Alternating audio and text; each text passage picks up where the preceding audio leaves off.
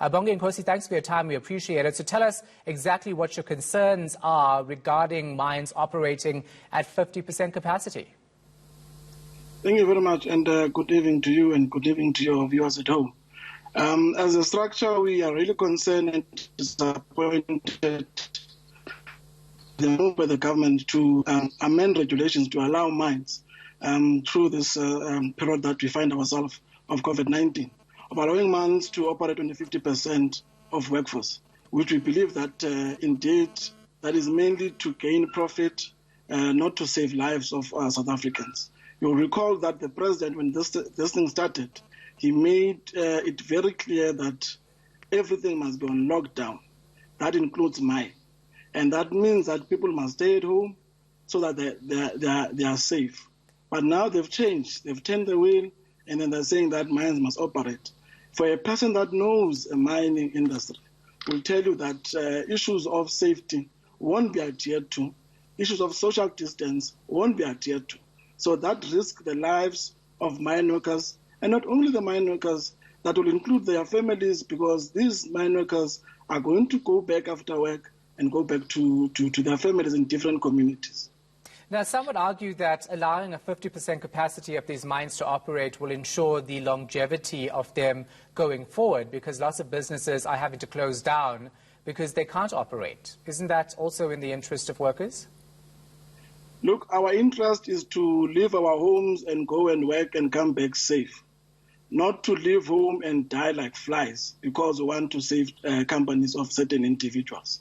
What we want as workers is to go home, earn a living, go back home and save to our loved ones, not to die because of COVID-19. So we can't be able to think of mines. And you must remember that the same thing happened in different strikes where mines were left for around about 5 months, 6 months not operating.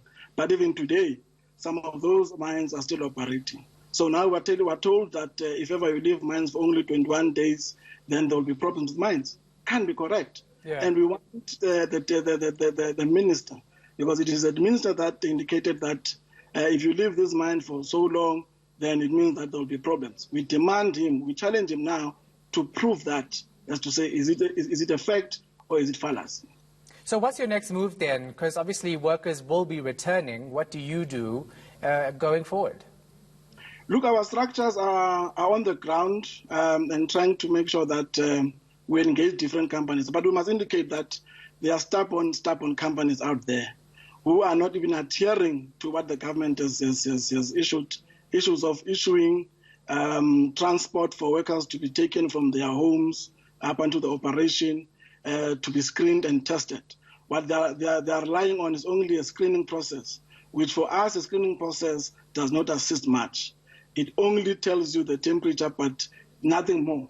So you understand that some of the individuals, the symptoms, they take even up to 14 days to 21 days to appear and be able to know that you are positive.